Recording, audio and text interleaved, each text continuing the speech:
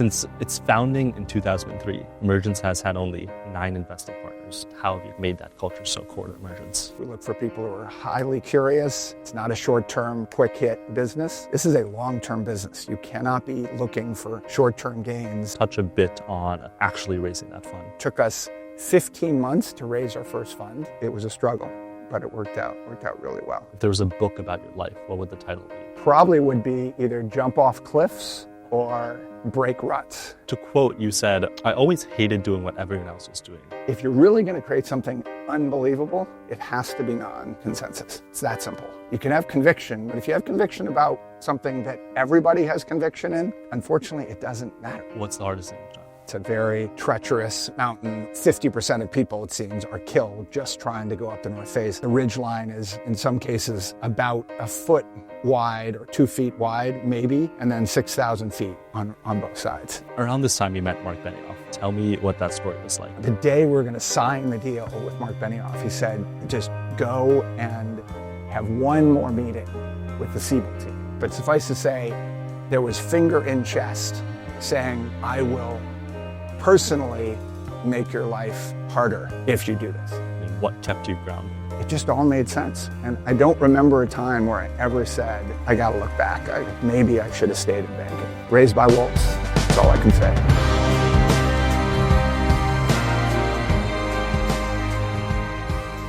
The Yesterday podcast is brought to you by Ro, the all-in-one banking platform for startups. Thousands of companies use Ro. You get everything you need to manage your startup's cash. Fast banking setup, cards with up to 2% cashback, and yield that turns your company cash into extra runway. All super useful in the early days of launching. But the thing founders really love about Ro is their team. Candidly, they were amazing to partner with us on. They're about 3 hours ahead of my time zone. I don't think they ever took over 10 minutes to respond back to a text or email of mine. They're obsessed with helping founders beat industry giants, and will go to the end of the earth to help them do so. Exclusively for Yesterday Pod listeners and viewers, you'll get a $1,500 statement credit and tons of exclusive perks when you manage your company cash with Ro. Terms and conditions apply. To learn more, visit ro.co/yesterday. That's rho.co/yesterday. Ro's a fintech, not a bank. Checking and card services provided by Webster Bank. Member FDIC. See rewards terms for details. You manage billions of dollars. You serve on all these boards, amazing investments, etc. Except you've summited Denali, you've climbed the tallest mountains across some continents, you've ran 250 miles across the Swiss Alps.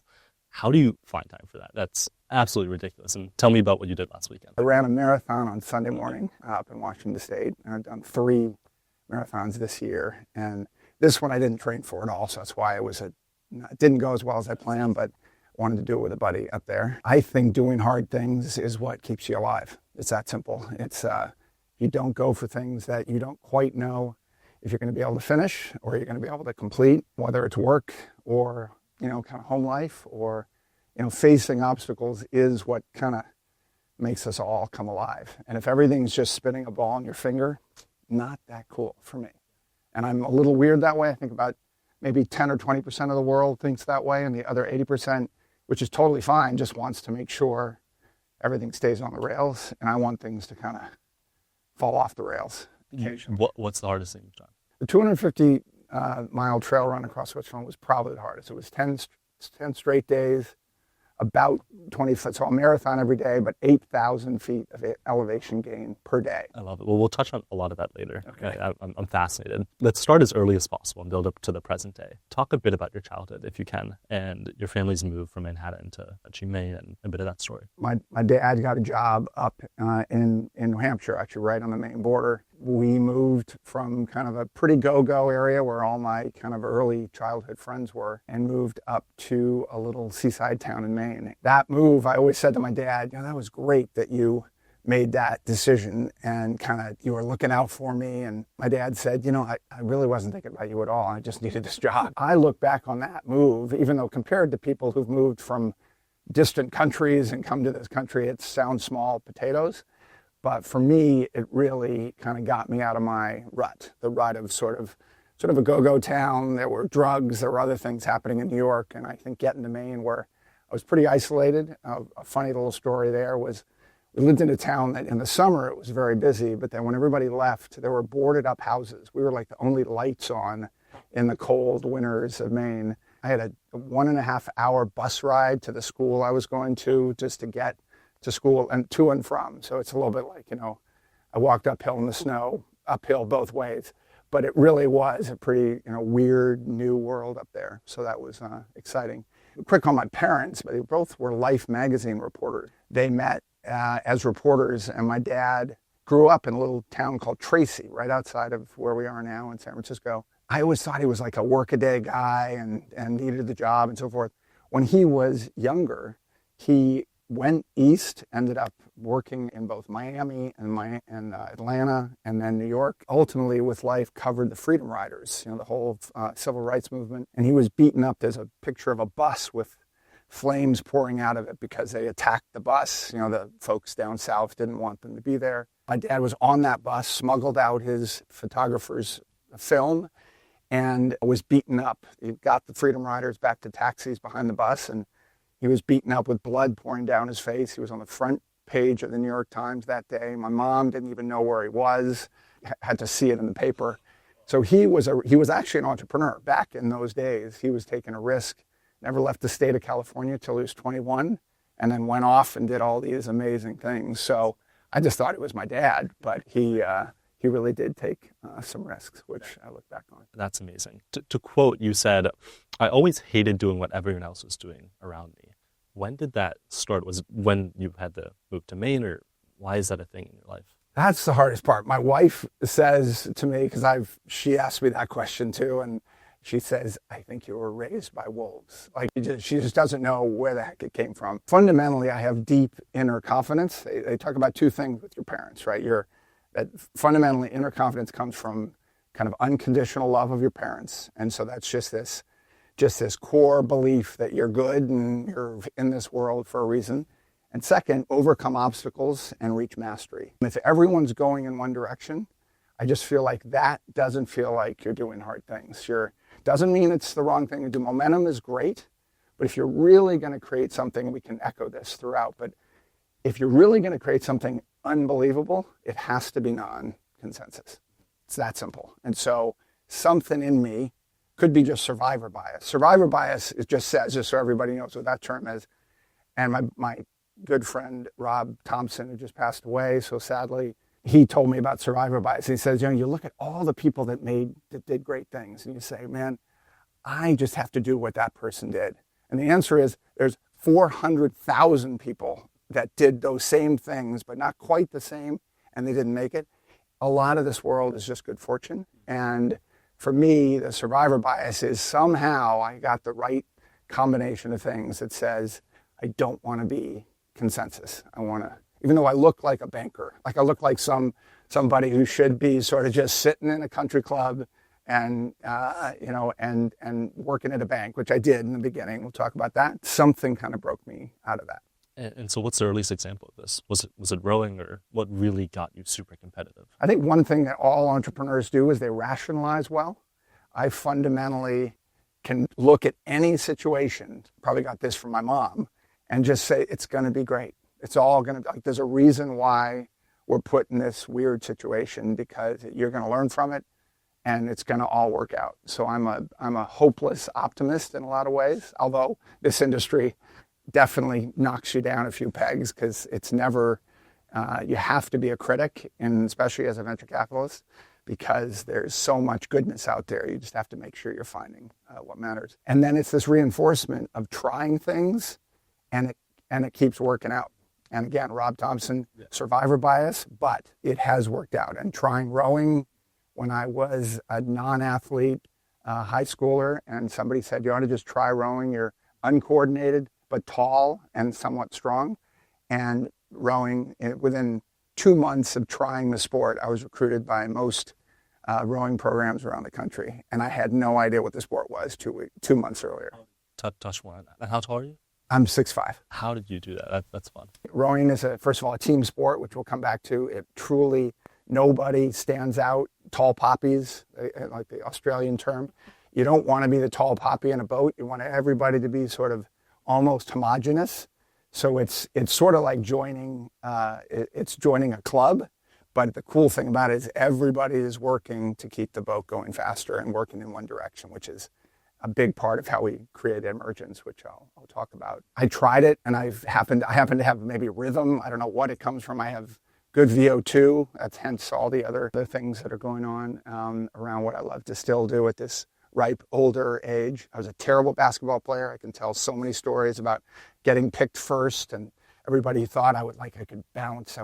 And then I would just throw the ball up, and it would go, not only didn't go in, but it went over the backboard. Long story with my friends. So totally uncoordinated, except for one sport, and I found it. And touch a bit more on your parents before we get into high school and rowing. What did you learn from your dad and your mom? Both my parents, they didn't want to be out in the limelight. They were not limelight people. They wanted to my dad was basically worked in kind of public affairs, corporate affairs. So as a writer at Life magazine, to make money, you have to go into sort of public relations. And my dad never wanted to be like the number one. He was always a really strong number two. And I learned a lot from him about not ever getting ahead of yourself, not ever thinking you're any better or worse than anybody else. I think that's a common line, but it's so important that some people will say they learned that from their parents, but they still need to have that sense of I've got to be at the head of the line. I can't stand when I'm with people going through the door first. Even if I'm with a bunch, whether it's male or female, I don't go through the door first. You know why? Because I block their view. I'm tall, and I don't want to, so I always let everybody else go ahead of me. And my dad, I think, gave me a lot of those senses. He would knock me down, not actually, but he would kind of pull me down if I ever thought I was kind of too heady. And I think that's a really important thing I learned from my parents, that they were always good, always kind. He didn't make much money, but he gave away 10% of his earnings every year to charity as just a natural way of being. And he never talked about it, except once or twice he mentioned it to me as something to think about. And what was your relationship with your older sister you had mentioned? We were very, very close now. When we were kids, we had nothing in common, absolutely nothing in common. She stood up at our wedding and said, I think I taught my younger brother one thing, which is to trace the outside of a coloring book when you're coloring. Trace the outside first and then color in the middle. And she said, that might have been it. But no, it was not. We are very close now, and we talk at least once a month. She was a school teacher for many, many years and is now retired. Sweet. So let's get to rowing now. Touch a bit more on that little 2-month stint and then who recruited you, and we'll go from there. Starting rowing, I told a little white lie to my coach, a guy named Gilchrist, Coach Gilchrist, and who still, I just emailed him recently. He's still with us and amazing. And I told a little white lie. I said I had rowed at my prior school up in Maine. I didn't think he'd know anything about the school. So first time I'd ever rowed, Mark Rounds was the one who said, you ought to try rowing. I got on an erg, and he showed me on an erg what rowing is, like how to feather the blade and all of that. So the first time I've ever been in a boat, coach said, square them up. And Mark was behind me and said, just that means put the blades flat on the water. And we're going along, and the bow fore is pulling us.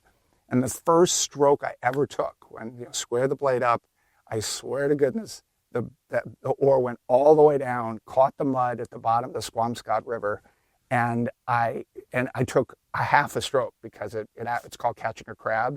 And coach said, turn him around, and the whole boat had to go back in and drop me off at the dock because I didn't know what I was doing.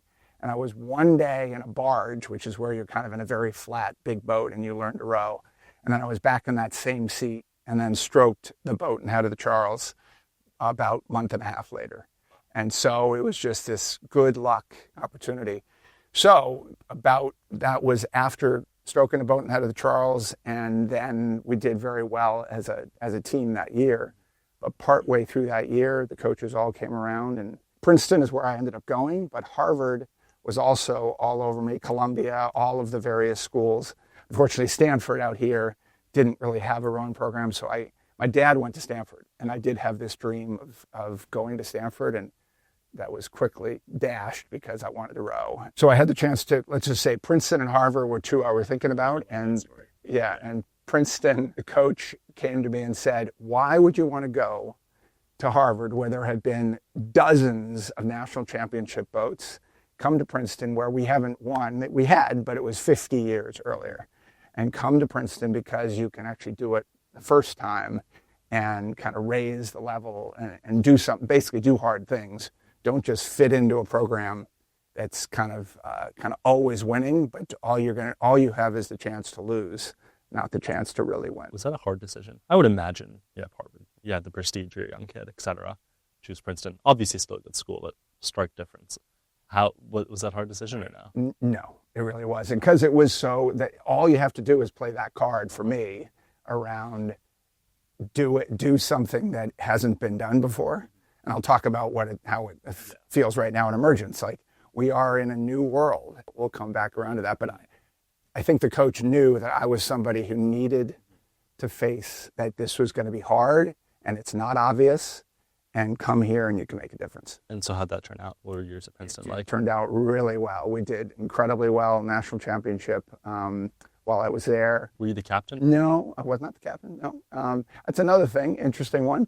I don't think I developed that gene of not saying trying. I don't think captains try, but there's a captain mindset that I don't think I have. I'm a team guy. I'm not the person who necessarily wants to be in the limelight. Even this conversation has something I don't do a lot of. Would you consider yourself the captain at Emergence or no? I fundamentally believe that you're on a team and all that matters is you make the team better. And so if what I contribute to the team, I've got to say, is it fundamentally helping the rest of the team rise? And I think, yes, I am. But to be the CEO, I've been the CEO 3 times over in my startups. It's lonely, and I don't think it's the best use of who I am. I really would rather have the team rise up around me. And then when I move on, the team is just humming along and doesn't need me anymore. Let's touch on the end of your Princeton days then, and then you went to banking. Eventually left that, we'll touch on that, but talk about that transition and what it was like. Well, I want to talk a little bit about Princeton just because I have the good fortune to now be on the board of trustees at Princeton, which is such a blessing and just a wonderful opportunity. I care deeply about the school. I believe it's doing an amazing job. And undergraduate education, in my book, is where you stay broad. You know, the classic Steve Jobs story of if he hadn't taken calligraphy, it wouldn't have. Well, it's true. If you're not out with people, engaging with ideas, being curious about, I remember I took an art history class my senior year, and it just blew my mind how painterly and linear design shows up. And you just want to be constantly curious about what's happening. So a liberal arts education that Princeton is all about. It's undergraduate education. It is not, we have some graduate schools, but none of the majors. That school was perfect for me because it really gave me the chance to widen my aperture when it mattered. And I never got my MBA. I kind of started my first company called Tribe, and my dad put some money aside maybe if I wanted to get my MBA, and he ended up investing it in Tribe, and it was a very successful outcome. So it's been fun. And so where were you in banking? What city was it? Called First Boston, but it was out of New York. So it was a New York-based investment bank. Salomon Brothers, First Boston. We were all kind of the strongest firms in mortgage-backed securities, which were invented by a guy named Dexter Senft that I had the chance to work with, one of my mentors. So I started in the standard kind of corporate finance analyst pool. But as you could imagine, I don't like pools. Like, that felt like a group of people all doing the same thing. I remember my boss, and she might, if she ever listens to this, her name was Kathy Burke, said to me, Gordon, you don't do anything you don't want to do you? And I'm like, no, actually. So what I had done is, in the analyst pool, I went up and did a project for Dexter Senft. Then another mentor named Karl-Heinz Mueller, who was running the CMO desk and the mortgage desk. And I just went and did projects with these guys. And my boss hated it. I was like, what are you doing? I need you to be doing the pool work. And I'm like, well, no, I think I really enjoy this other side. And so because of that, I ended up getting out in the analyst pool. I was a vice president as a very young age and running this group. Sadly, in the end, 20, 30 years later, it kind of almost brought the world down, the mortgage-backed securities and what are called collateralized mortgage obligations. But at that time, It was brand new. We were doing very, properly structured transactions with insurance companies and so forth. It just got over time, well after I left, it became something that you could hide risk, which is a whole nother story. But I was just lucky to get in the middle of a very hot market at the time. I remember I told my direct boss, a guy named Craig Phillips. I said, Craig, you're paying me way too much money. Just don't, this is ridiculous. You should. And of course, in that business, that just made him give me a bigger bonus because I would actually say those things. But long story short, I was very lucky to be at First Boston. That was my phase. But what I'll say about that phase of life, and I think maybe your listeners or viewers would see this, getting out of Princeton, I wanted to make sure I got a job. Like, I didn't want to be left behind by my teammates and certainly my classmates. And so I was in a fear mode, and a fear mode just makes you go, you know what?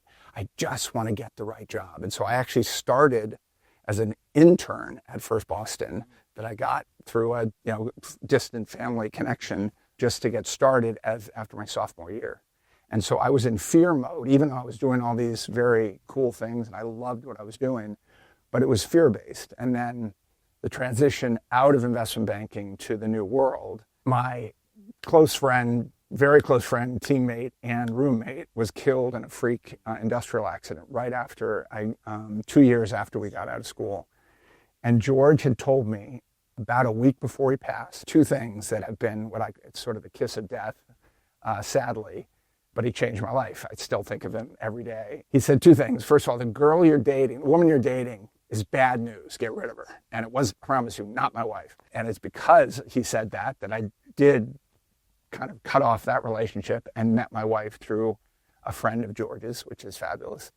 And 2, he said, what are you doing in banking?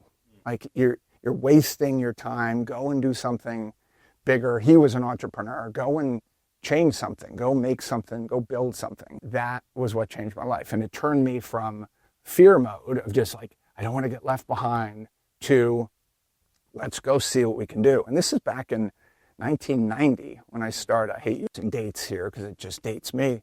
But 1990, startups were not cool. Stanford Magazine had the diary of a startup about Tribe and Whistle, my first companies, because it was so new and unique. The classic question I still ask myself, and my wife does as well, ask me, why did I take that risk? But partially it was George saying, somebody's got to kind of kick you out of the nest.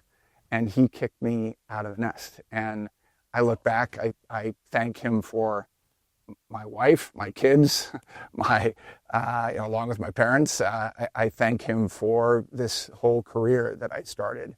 And once I went out of fear mode into possibility mode, into maybe this could work, everything changed.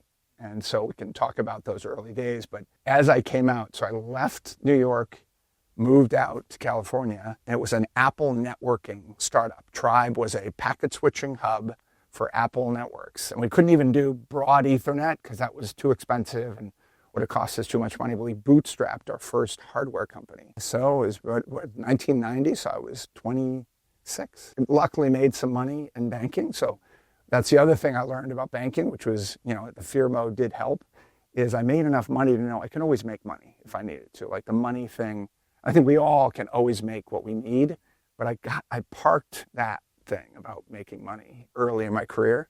And really, because of George and other things, I said, let's go take a risk. And so we bootstrapped it.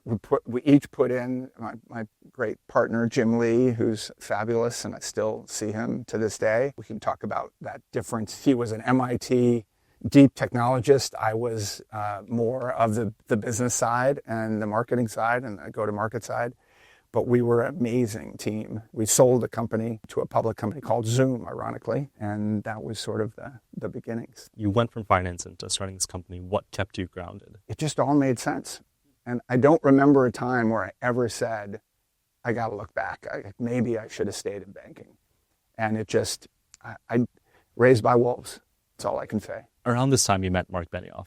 Tell me what that story was like and kind of how you met him, why you met him, and how that relationship evolved. So Tribe was my first company, sold to a company called Zoom, and then started the company called Whistle. As the internet was taking off, just after Mosaic and the browser and Marc Andreessen. I remember 1993, I think it was, when Marc created the browser. I think any of us that were around during that time remember what that felt like. Whistle was a thin server appliance company that we brought business class internet services to companies that were before using AOL in really old days, but bringing those technologies in.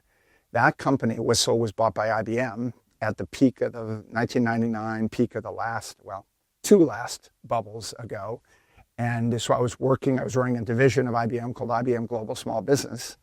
And in the door walked Marc Benioff and two of his lieutenants who have only recently left Salesforce. Marc came in looking for a launch partnership for Salesforce, and he wanted the three letters. He wanted IBM wherever he could get it, I think. Marc is very much around, if you get the right partner behind you, he can make a lot of noise and get some traction, and he wanted the three letters. So after months of working through that deal, we were able to strike the first launch partnership for Salesforce.com when it was absolutely tiny. I was asked by Lou Gerstner, who was the CEO of IBM at the time, the day we were going to sign the deal with Marc Benioff, he said, just go and have one more meeting with the Siebel team, because they have this cool product that is like Marc's, and it's cloud-based, or the term was ASP back then or something else, but it was remote, it wasn't installed software,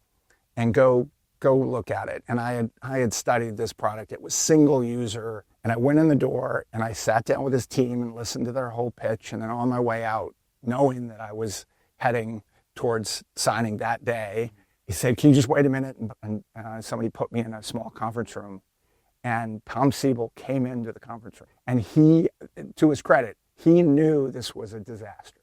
He knew that Marc was onto something, that this new architecture was going to make a big difference. And he started very friendly, but suffice to say, there was finger in chest saying, I will personally make your life harder. I'll just leave it at that if you do this. And I said, Tom, I appreciate it. Thank you for this. But we're a small business organization. We're not trying to sell to the largest enterprises. For our division, Marc makes the most sense. Let's talk about Marc. I mean, he's obviously done phenomenally well. He must have learned a thing or two from you. I think Marc's doing just fine. Now, Marc fundamentally taught me two things. One is that he is willing to have conviction about something that's going to matter in the future. And two, the conviction is non-consensus. You can have conviction, but if you have conviction about something that everybody has conviction in, unfortunately, it doesn't matter. I wish it did, because then life would be easier. But conviction is that you have conviction about something that is non-obvious, is different from others. And I think we as humans forget that. Like that if it's something only slightly different than where the herd is going, it's not really conviction, because conviction has to be tested. My dad, standing in front of a marauding group of people who hated those folks on that bus, and taking the risk to walk out of that bus, he swung his cameraman's camera around as a torch, holding back the mob till the people went and got in the taxi. And then he got his ass kicked. That is conviction.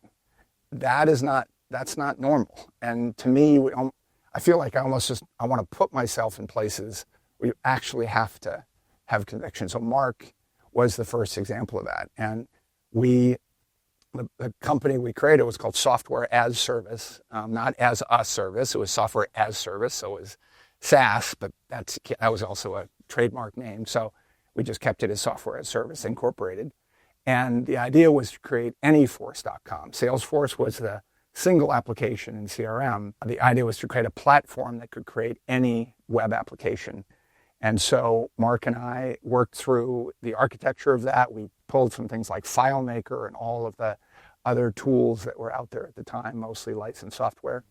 And we built it for, under 2 years. It wasn't a long cycle, but then Marc had to go back in and run Salesforce. The market had completely bottomed out. An amazing guy named John Dillon was the CEO of Salesforce at the time. which some people don't remember. As we were sort of peer CEOs with Mark as the chairman. But Mark had to go back in and sort of tell John, unfortunately, to move along because he wanted to run the company through as the plane was clipping the trees, shall we say, because the sales force had to get its way through. And Mark, to his credit, said, this is the long ball. This is the big company I want to go build, and I've got to go back in and run it. So when we did that, we sort of sold the software service into Salesforce, and it became the root of the Salesforce platform, which I can tell another story about that one later on, about another great leader. Please do.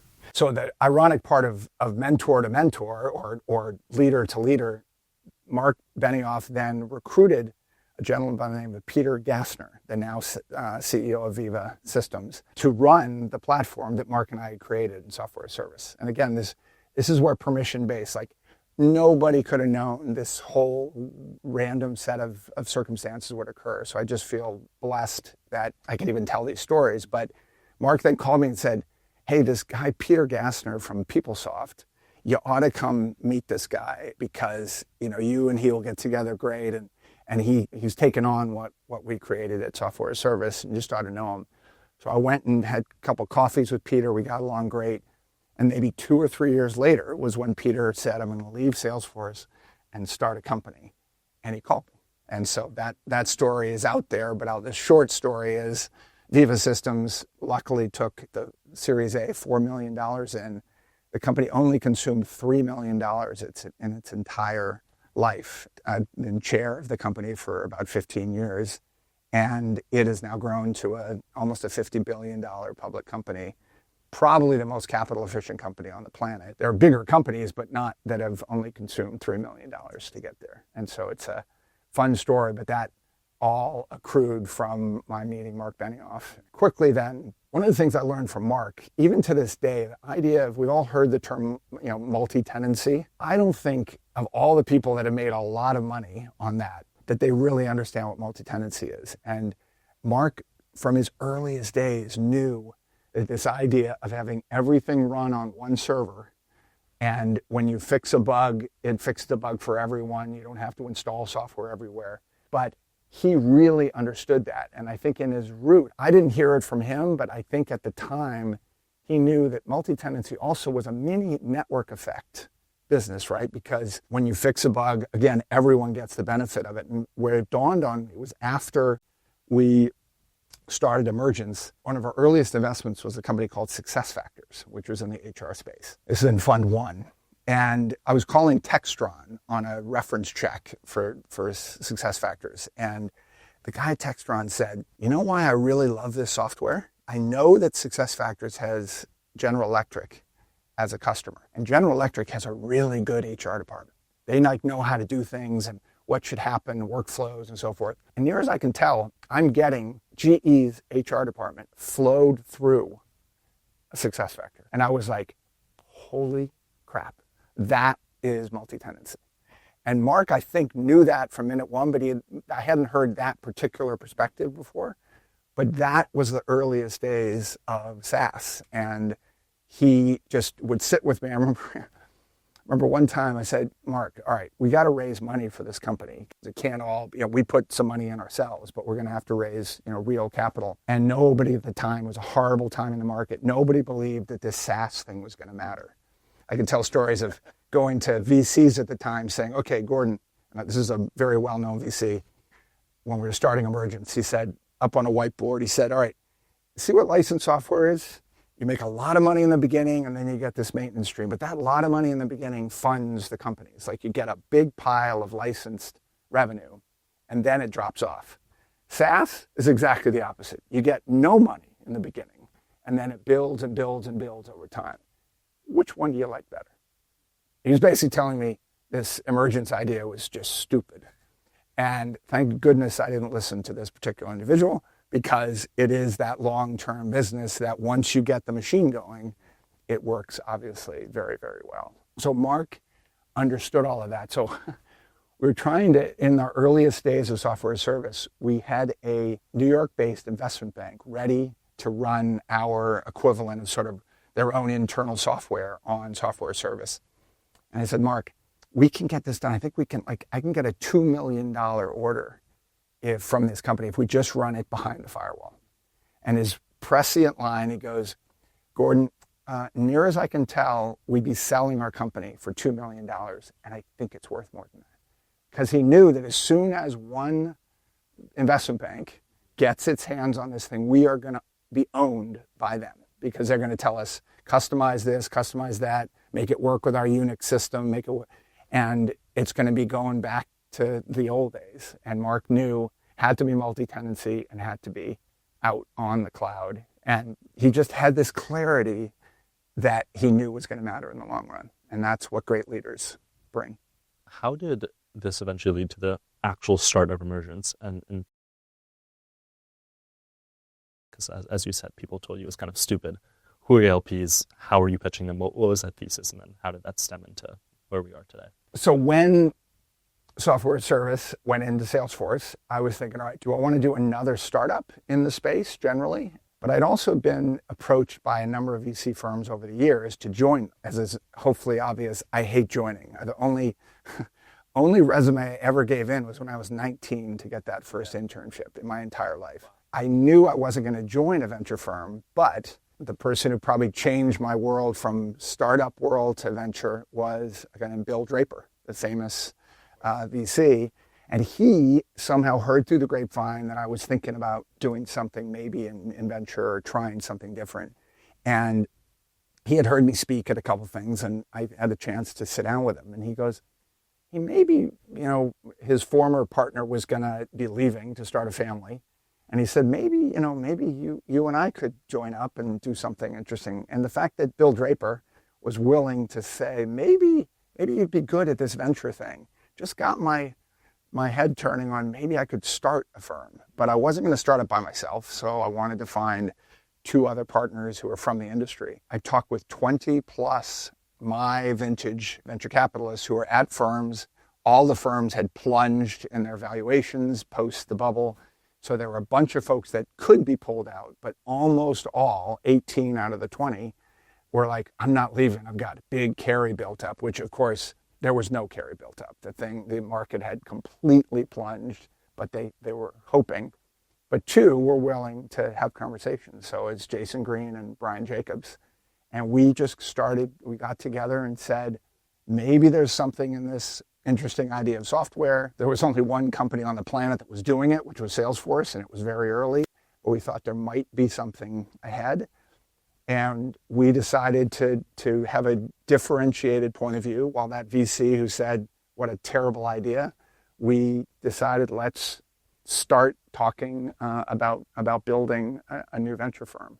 And then we can talk maybe about how we came together as a team. But short story is we knew we needed to get to know each other. We hadn't worked together. I'd known Jason Green a little bit and Brian less so.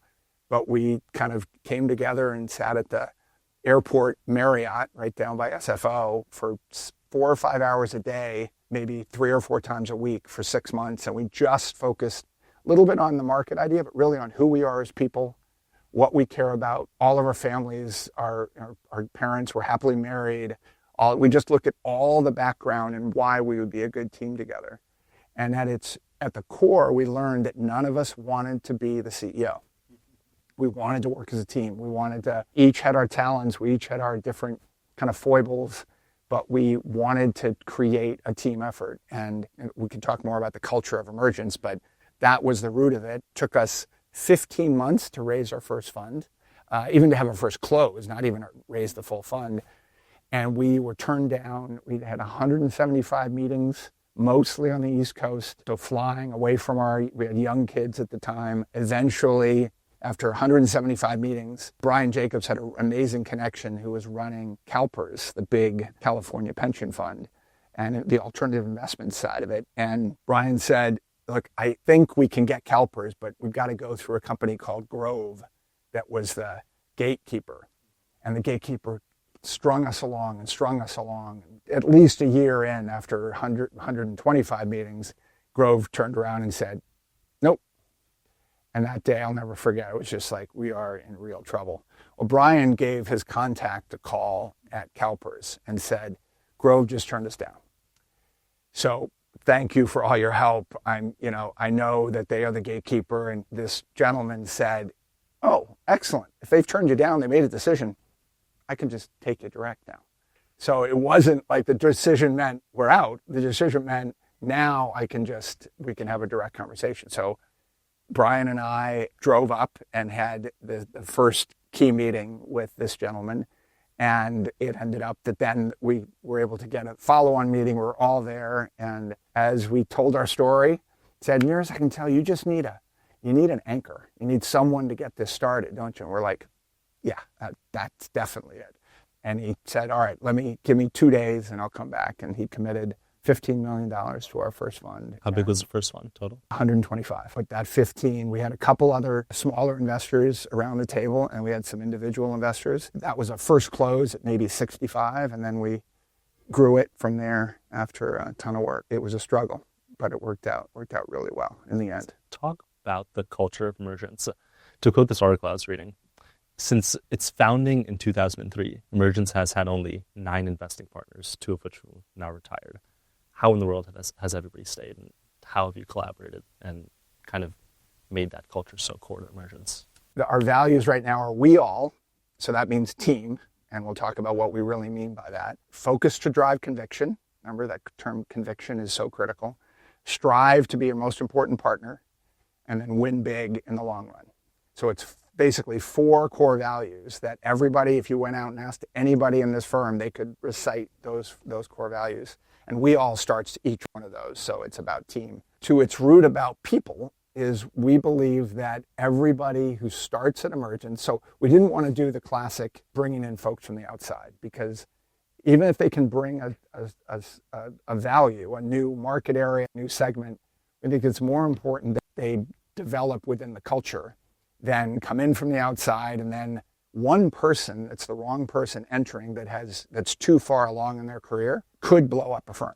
And there are some examples that I won't talk about that we've considered and said, near as I can tell, if we had done that, we would have blown up the firm, just knowing the situation that's happened since. So we develop everyone from within. They start as principals, and all of my now partners, since I'm the only founder still with the firm, they all started as 26, 28-year-olds, and they've worked their way up. So they learn the ropes at Emergence, and they start around mostly doing diligence and being at the center of our diligence process to earn trust and know that they can really look around corners and dig into issues and not just sort of take everything on face value. So we're basically developing investors. We think we know how to look at the raw materials, but then the idea is you're committing to us, win big in the long run. So you're committing that this is going to be a period of time as you work your way up through the firm. That's a big commitment on their part. And then our part is we will kind of make you an investor and learn kind of our culture and our ways of being. And it's a long-term model. And the hard part is we can't go solve, if there were a hole or a market segment that we have to cover, we can't go and just bring someone in to do that. And that's risky, right? AI. We can't just all of a sudden say, hey, let's bring on a partner who was a researcher at OpenAI. Benchmark does that. And we model ourselves after Benchmark in a lot of ways. I think they are an amazing firm. But the risky side is people are coming in and yes, they might have gotten to know them, but until you're actually partners together, people can come and go. And that has happened. We've been fortunate to have that continuity of folks all the way along. Now, we'll be asked occasionally by our LPs, you sure that makes sense? Well, the bottom line is, compared to the other solution, there's a lot of risk around a partner who just goes off the rails and blows up a firm. That's risky too. So everything has its risk, and we think this is the right strategy for the long run. So how do you train people up over time, and what do you actually look for in hiring? We've tuned it more in the last 5 or 7 years around finding folks that can hit the ground on sourcing as well as diligence. So it's not as if it used to be the first 2 years we didn't want you to do any sourcing. It was just sort of, which we were pushing it probably a little too hard, but we wanted to develop that trust. Like, trust is more important than your ability to be a great sourcer. Whereas so many firms do the exact opposite. Just come in, let me harvest your network, and then if I can cast you off in 2 or 3 years, I don't mean to be too harsh about it, but there is that mindset of I'll just see how well you do. We look for generalists. We look for people who are highly curious. It's not a short-term, quick-hit business. This is a long-term business. You cannot be looking for short-term gains. So if you're someone who gets antsy over short-term gains, that probably won't work in emergence, but it won't work in venture as a whole. You make every employee from Emergence choose one thing every year that's difficult and is kind of extreme. Accomplish that. Touch a bit more on that and what people have decided to do over time. Thematically, in terms of coming up with a thematic area, we're an extremely thematic firm, similar, I think, to like Union Square. I also, when I think of firms we model ourselves after from way back, were Benchmark and Union Square. Small, focused, willing to stay, not try to boil the ocean with too much capital. Most firms, when they have any level of success, and we've just been very fortunate to have a ton of success, their success goes to their fund size. They raise as much money as they can to take away the risk of those early days where we don't know if this thing is going to grow as well in the future, and we're going to be able to find those investments in the future. So why don't we just hedge and add just a ton of capital and just become sort of a broad multi-sector firm? We are trying to avoid that. Being thematic is a part of that. So we ask folks to really take a risk, be willing to put an idea down that you think is going to matter in the future. I always say it's an alignment of time, where technology is today, and what is coming, and just start imagining that future. And by the way, like ChatGPT is not going to be doing that for us anytime soon. We can get into that separately, but that is an innate human skill. We have an ability to see the future. But I want to test people to say, force yourself to do every year what's going to matter in the future. So what we also do is physically, or just something outside of the normal day-to-day life, we ask folks to, whether it's a physical endeavor they're going to go after, or learning to play an instrument, or that we really ask people to kind of write down what they're going to do this year and go after it. And people have done swims. We did a fun thing that I called a swimbude, where we swam from Aquatic Park to our ladder right down there, 2.5 mile swim that some people had not done a lot of swimming. And so that was kind of a fun one. So we look for outside accomplishments that people can be proud of. Back to unconditional love of your parents and overcoming obstacles. I can't do much about the parents, but we can set something that talks about obstacles. And how big is Emergence now? So the total is about 40 people. And then so our investment team, as you mentioned, 7 partners. I always said that 8 partners would be kind of as big as you get beyond that, and you start having different factions and so forth, even in the best of cultures. So 7 is a pretty good number. And talk a bit about Emergence's wins and what has made you guys really stand out. The idea of every one of our big wins was a non-consensus when we did it. Who the hell needs another video conferencing system? We've got a number of different systems that people are using. Skype is fine. Like, why would anybody need a new one? And it can't matter that much. And again, this is well before the pandemic. We all know what happened during the pandemic, but even well before that, we invested in Zoom because we met Eric, and he had spent 2.5 years in the shadows reproducing WebRTC, which was the engine that every other video conferencing system was using, an open source platform. It was good, obviously, but Eric knew the underlying problems there.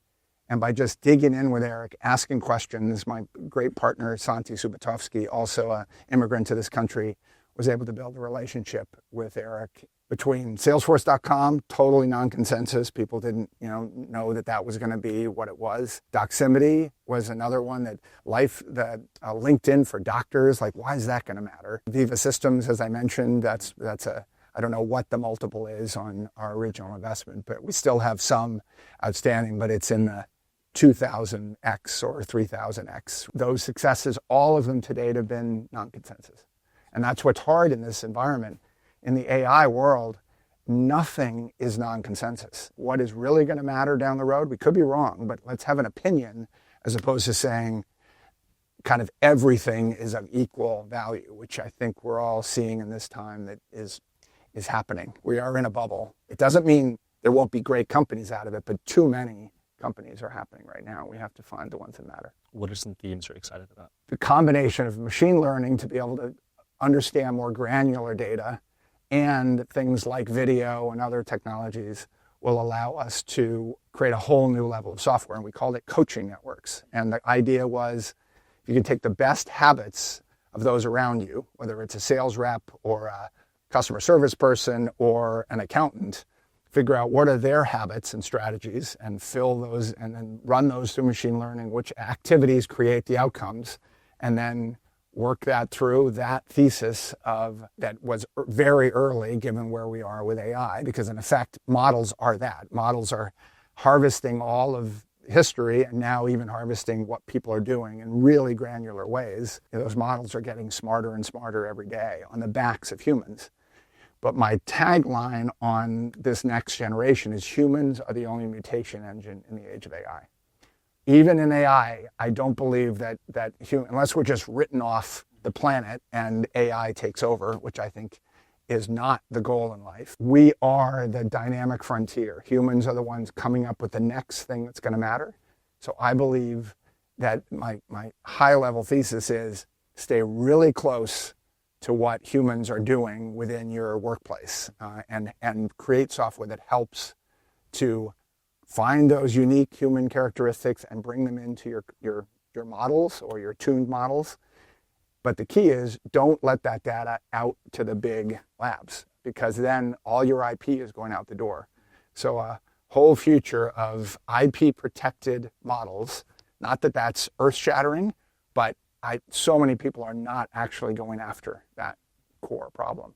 And any founders that are doing that truly believe that humans are the only mutation in the age of AI, if you believe that, we got to talk. Would you say walking a different path has been a theme throughout your life? If I'm in a room surrounded with people like me, it gives me the willies.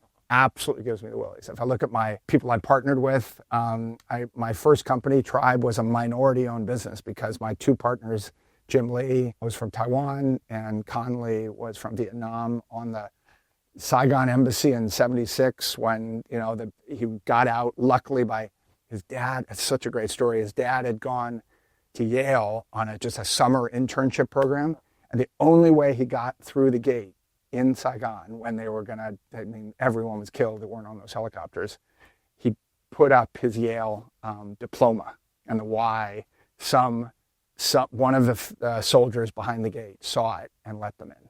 And so talk about a guy who and he moved to Alabama and had to what he went through was just unbelievable. But those are the two folks that I founded my first company with, Tribe, and we both worked together at First Boston. That's why, and we were both there. So I love finding people who are massively different than I am. Kind of a little bit of the life lessons that I've learned. There are 5 of them. And one is avoid the herd. If everyone is going one direction to create something great, not to create something okay. You're stick in the herd if you want to be safe. If you're going to do something great, make sure that you can say to yourself, what we're doing is non-consensus. 2 is seek different. Back to seek people around you who are very different than you are. And the hard part is when people are very different, they often don't work well together because they can't understand each other. And so it's not just about how different people are in their skills, but also how do you build a fabric of trust where I know I'm going to say something that's going to piss you off, but how do you go, that's just Gordon being Gordon. I'm not going to now go, God, what a pain in the neck. So really, I think going forward, human, just know thyself, and which is another one of my, know thyself and know that you can work well on a team and you're willing to kind of be vulnerable with a team. That is the next level of human endeavor. We're all good at sort of understanding ourselves, maybe, but understanding ourselves on a team is a whole nother asset that we have to work on. Follow good leaders, find the good. And it just means there are good people and good things within all people, but sometimes it's hidden. Sometimes it's, you can't find it easily. Following good leaders, if you work within an organization or you're you're going to join up with somebody who you're going to partner with as a co-founder, really make sure they're not just leaders, but they're good people at their core. And when we started Emergence, the three of us got together and really talked about who we are as people, not about our accomplishments or what we wanted to do in the future. Fourth is know thyself. As I mentioned, just truly always be asking, where do my drivers come from? Where are my motivations? Where do I contradict myself? And constantly be studying yourself. Put your oxygen mask on first before helping others. You got to focus on yourself. Fifth, break ruts. If you're in a rut, if you're kind of doing the same thing in your life, in your career for too long, break that open somehow. Try something new. You don't want to be in a rut, kind of doing the same thing for more than a year or two of your life. Your life is too precious. On the topic of breaking ruts, I want to show you these couple of photos we have printed out. Show you one first. Here's one of you on top of Denali. Talk a bit more about that and go back to those endeavors we talked about and what was that like? Because that's awesome. A lot of training to get ready for that. And it was total fear of the unknown. Like the concept of what could have been. It was only minus 20 or so at the summit, but it could have been a lot worse. The struggle at each one, it was Motorcycle Hill where people have fallen down and they become it's called Motorcycle Hill because they were just tossing and turning and turning. Rocks and snow, but rocks also fall off this point as you're going around. And the guides were like, we just got to move fast because the rocks were actually coming down around us. And any one of those rocks could have wiped any of us out in a heartbeat. Facing these risks and doing something that gets you out of your comfort zone. The idea of sleeping, I didn't sleep for 3 or 4 nights at 14,000 feet going up to 20,000 because altitude just, no matter what you do to take it, you just don't sleep well. So everything can go kind of south if you're not sleeping for a number of days in a row, especially up at that altitude. And then we worked as a team. We're all roped in together. If one person becomes a motorcycle, the others go right down with them because we're all roped together. And what are you doing at the end of the month? I mentioned my very close friend, Rob Thompson, who passed away from a heart attack early this year. And he was going with a very close friend from his childhood to climb the Eiger in Switzerland. And it's a very treacherous mountain. We're not going up the most treacherous north face. That is 50% of people, it seems, are killed just trying to go up the north face. We're taking a different route along a ridge line, but the ridge line is in some cases about a foot wide or 2 feet wide, maybe, and then 6,000 feet on both sides. And so on a fall off, not a cliff, but it's a ridge line, and we're on that ridge line for about a half a kilometer. And we're just step by step by step. And there's some fixed anchors, but for the most part, it's you and a guide. And if you fall on one, if somebody starts to fall, guess where the guide goes? On the other side. If you're falling on this side, the guide jumps over on the other side. It's the only way you can safely do it. It's not going to be physically as hard as other Aconcagua, 23,000 feet, but it's going to be mentally extreme. And we'll see how that goes. That will be crazy. And then another one, which I think is super fun, is somebody named Max Ferens, who you've gone to Berkey with in Wisconsin. You've competed a bit. And here's a photo that he had sent. And tell me a bit about competing with your daughter there and a bit of the story. Wow. Thank you, Max. That's great. Well, the Birkebeiner, again, another sport. I grew up in Maine and did classic Nordic skiing, but skate skiing is something. It's a lot harder and uses a ton of VO2. It's a rowing kind of sport.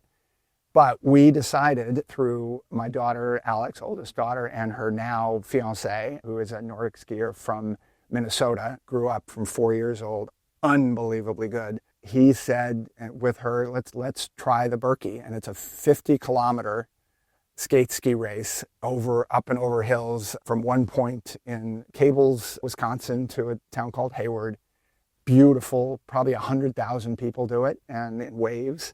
And we just said, let's just try it. And we did it together. My daughter, I will say, kicked my butt. I thought I was going to be able to keep up with her. And I'll never forget, she was on the first big hill. I thought we were going to stay together. And she just started going and her, hair was flying back and forth as she's flying up that hill. And I said, no, I'm not going to keep up with her. She beat me by about a half an hour, which was painful. But it's delightful to see her just make it so. So that was an endeavor, again, one I didn't know I could do. The Eiger is something I don't know if I can do. I do all these physical endeavors. I think learning how to play an instrument, learning a language, those are things that I haven't confronted as much as I should. So in life, I'm going to have to move beyond these extreme sports at some point. Maybe not for a long while, but I do think it's really important also to go to the mental side of life as well and press yourself there. It doesn't have to be physical. It just happens to be what I love to do. You were quoted saying you plan to tie a tractor tire around your waist and drag it around. Is that true? Well, yeah, that's what we did for, it wasn't actually a tractor tire. You can find anything that weighs a lot, but in Denali, climbing Denali, you're carrying all your stuff with you. Same with, by the way, Aconcagua. There's no Sherpas on either of those mountains. It's only when you go to the Himalayas, which I do plan to do, by the way. Not Everest. Everest has lost its mojo, to say the least. It's just that mountain is too crowded. But there are 3 or 4 beautiful mountains, 26,000 feet and above, right around Everest. So I would like to go at some point. The tires is the way I train for Denali, because you're carrying about a 65-pound pack and pulling about a 75-pound sled. And so you've got to be able to pull uphill. So training is done by pulling a tire or something super heavy behind you. You've been at all this for how many decades? What keeps you focused and passionate now? Is it the competitive stuff, doing new things? What keeps you excited about investing? It's do hard things.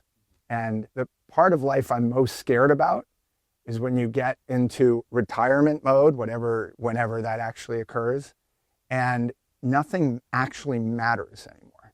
Your kids are off and doing their own thing and they're settled. Your job is just to sort of be with friends, be with family. I mean, it's all really wonderful. But I actually have to get up in the morning. There's something that actually matters. If you take that away, I think it just starts the inevitable decline into the abyss. Man, I want to push that off as long as I possibly can. And so doing hard things, having things that you don't know if you're going to be able to finish. It's that simple.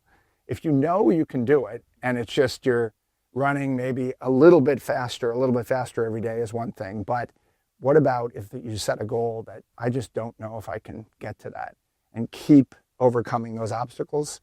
That is how I think I live. And as soon as you stop doing that, you kind of stop living. What's some advice you're happy you ignored? The only way to lead in this world is from the front. Just take the ball, run with it, and others will, look to you. And to me, that wouldn't be good advice. That's not. I think a team accomplishes a lot more than one leader calling the shots. And I'm not saying good leaders don't work with teams, but they don't necessarily always work on teams. And I think that's a pretty valuable lesson. Do you know Graham at Alpine by chance, Graham Weaver? Oh, yes. Cool. Yes. Princeton guy. Yeah. Yes. Oh, really? I didn't know that. They ask this question in their interviews I love. It makes you kind of think a bit. And the question is, if there was a book about your life, what would the title be? Probably would be either Jump Off Cliffs or Break Ruts. I want to have that energy in the system that says, I don't know if I'm gonna finish this. And therefore, that's my way of breaking ruts, is you can get in a phase where life is easy, and I don't want it to be easy. If things are too easy, we go through life without having that tension.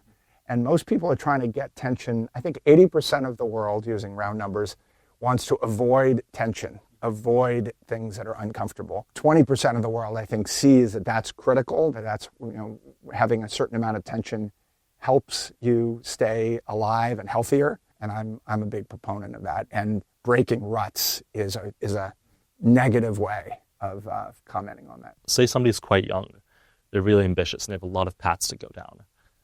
You've talked about, okay, don't do the thing that is easy and go away from that. But how would you recommend somebody young choose what they want to be their life's work? And how do you actually decide what to do? Yes, it should be non-consensus. It should be hard. But how do you decide what the thing is? So what you enjoy the most, or how do you decide that? Back to survivor bias. You can't follow anybody else's path. You your path will show up. What will make that path show up?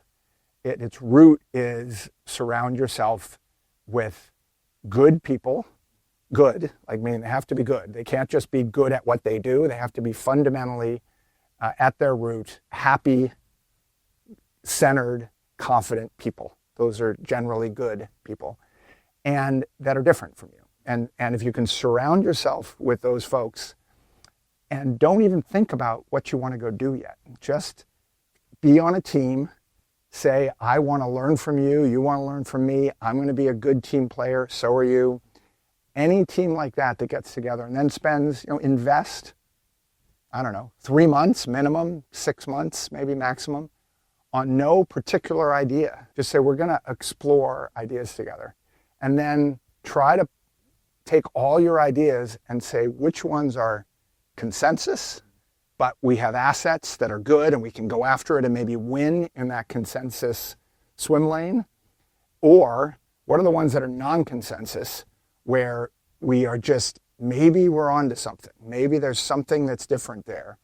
And I'm not saying you have to do non-consensus, but I bet when you stare at that consensus-based, but we're a strong team and we can win the world, and non-consensus, that maybe there's something over here that could really be different, and this isn't the way the world's headed, my bet is the right team will pick the non-consensus. What's a life story only you can tell? It's a chain of great people that I had the chance to randomly get a chance to meet, and I found the good in all of those people throughout my life. I found not only what I can take from you, but what I can give to you in return. And whatever room I'm in, whoever I'm happen to be with at this moment, back to kind of be present, be where your feet are. Every place I am both open to possibility and I'm learning from those around me. I'm trying to ask questions like my dad and mom as reporters. Really find what can I learn from this person and be curious about from this person, and what can I give to this person. It's the core of what I love about being a venture capitalist is I'm really an entrepreneur at heart. I'm insanely curious about what people are doing, and especially when they're doing something different. Unfortunately, in this business, the hard part about it is that you do get a lot of people coming in and they're doing, especially in AI, they're just doing exactly the same thing everybody else is doing. I try to help, but I'm really looking for those that have a slightly different angle, if not a very different angle on the future. What are some recent portfolio companies that have really, got your eye? Isaiah at Bland is a new company. And again, he's got a long way to go, but he is unbelievably ambitious, unbelievably talk about breaking ruts. He's just constantly breaking the typical way that a company should start. He understands the challenges of going after enterprise. Going after enterprises is so much harder than getting sort of PLG motion going early. And he knows I got to make that move to win the big game, even though so many folks, and I get it, working with developers on voice and other ways, but winning in the enterprise is a big deal. So I like to see people willing to, basically it's true conviction that matters. And for a young person like Isaiah, he has conviction about where the future's headed, and he's willing to say, you know what, we're gonna get that done. My walk through life is learning from others and then trying to always put together conviction about something that I can now go do in the future, whether it's a startup, a venture capital firm, some kind of crazy athletic endeavor. In the future, it will be learning the guitar, because I look at Jake Saper and he's an amazing musician, and he always says, Gordon, why don't you go do something you really aren't good at? And I was sort of pissed off about that, actually. But no, and he's right. Go and learn an instrument because you're good at all this athletic stuff.